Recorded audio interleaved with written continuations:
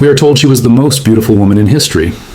But new DNA analysis and forensic reconstruction suggest a terrifying alternative.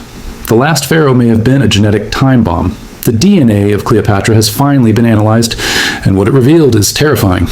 Her greatest battle wasn't against Rome, but against her own biology. For 2,000 years, the sands of Egypt have held one specific secret: the final resting place of Queen Cleopatra. Most experts say she's gone, buried under modern Alexandria, lost forever to earthquakes and rising tides. But for the last 20 years, one woman dared to say they were all wrong. Kathleen Martinez, a criminal lawyer turned archaeologist from the Dominican Republic, treated Cleopatra's disappearance like a cold case homicide. While everyone was looking at Alexandria, Martinez looked 30 miles west to a forgotten temple called Taposiris Magna, and in 2022, the ground beneath her feet revealed a massive anomaly. Her team found a tunnel carved through solid bedrock, stretching over 4,300 feet, nearly a mile long.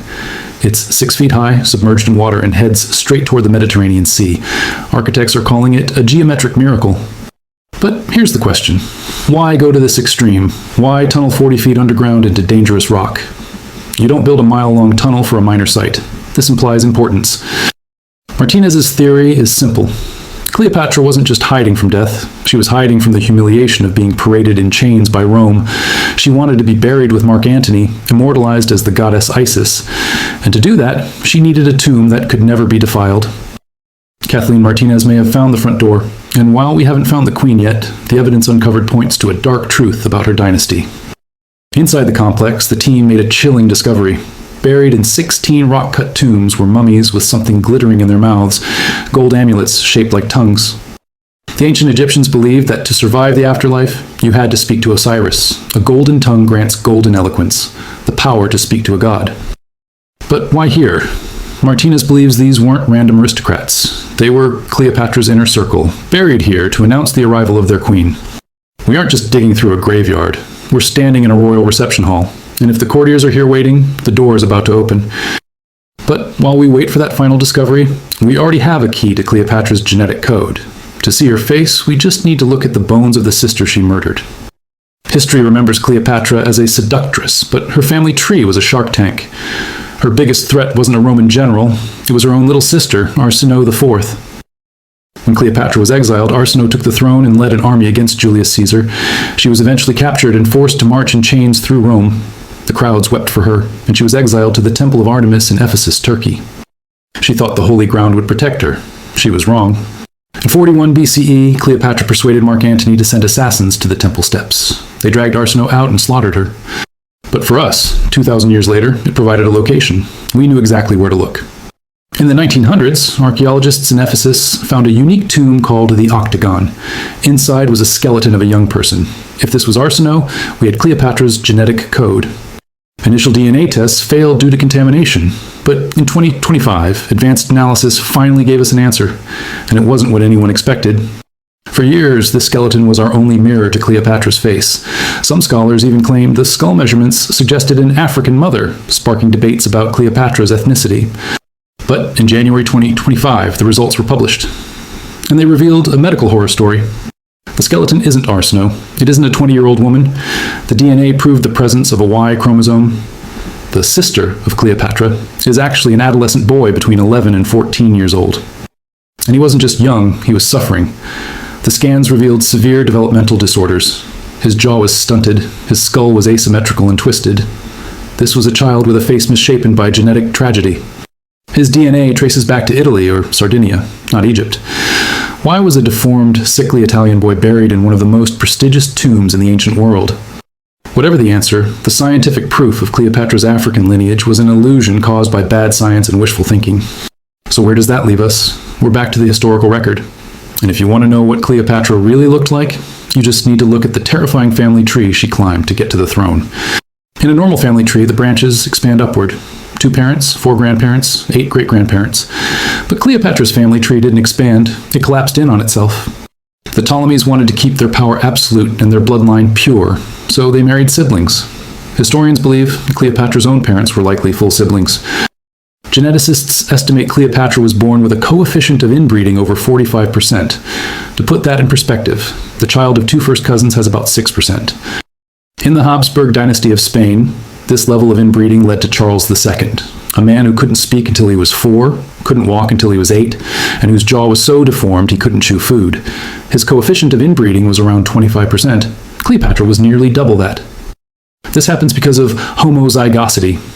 Normally, your DNA is a conversation between your mother and father. One covers the flaws of the other.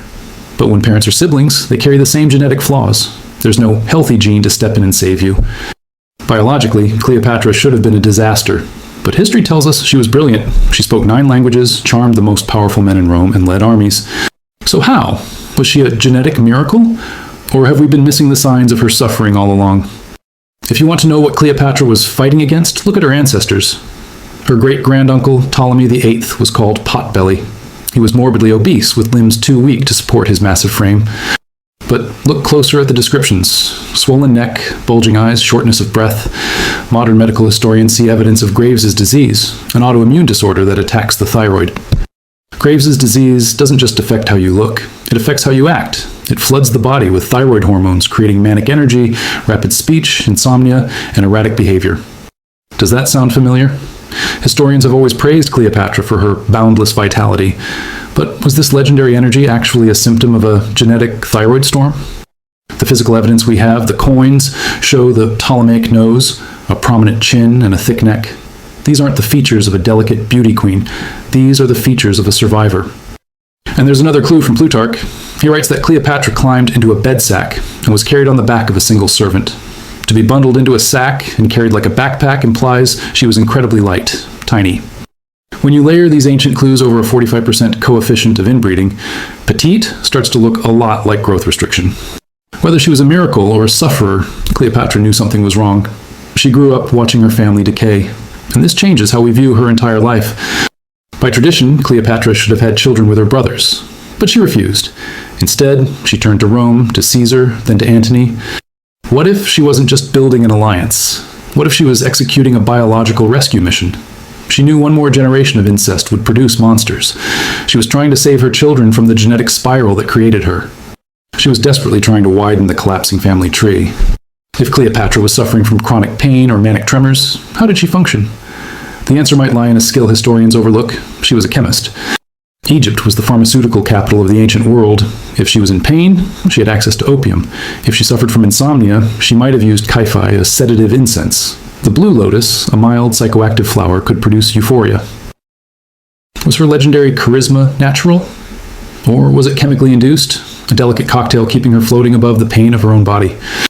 We know Cleopatra wrote a book on cosmetics. If she had skin issues or a swollen neck from Graves' disease, her obsession with cosmetics wasn't vanity, it was camouflage. She was the world's first biohacker, a brilliant woman trapped in a failing body, using every trick of chemistry and art to project the image of a living goddess, while privately treating herself like a patient. Deep beneath Taposiris Magna, Kathleen Martinez is still digging. For 20 years, she's been hunting for Cleopatra's final resting place, and she's closer than anyone has ever been. But the stakes have changed. When we started this journey, we were looking for a legend, the seductress who charmed Rome, the beauty played by Elizabeth Taylor. But science tells us to prepare for something else. If Martinez breaks through that final wall, she won't just be uncovering a queen, she'll be uncovering a medical archive. She might find a woman who was petite, perhaps frail, hiding her pain behind a mask. A woman who fought a war against Rome with her mind while fighting a war against her own DNA with her pharmacy. Finding Cleopatra will finally answer the question. Was she the genetic miracle who escaped the curse, or was she the silent sufferer who ruled in spite of it? For now, the tunnel remains silent. The DNA sequencers are waiting, and the ghost of the last pharaoh is still keeping her secrets. The reality of Cleopatra is far more complex and far more terrifying than the myth we fell in love with, and maybe that's exactly how she wanted it. Let us know in the comments which version you think we'll find. Don't forget to like, share, and subscribe for more buried secrets revealed by science.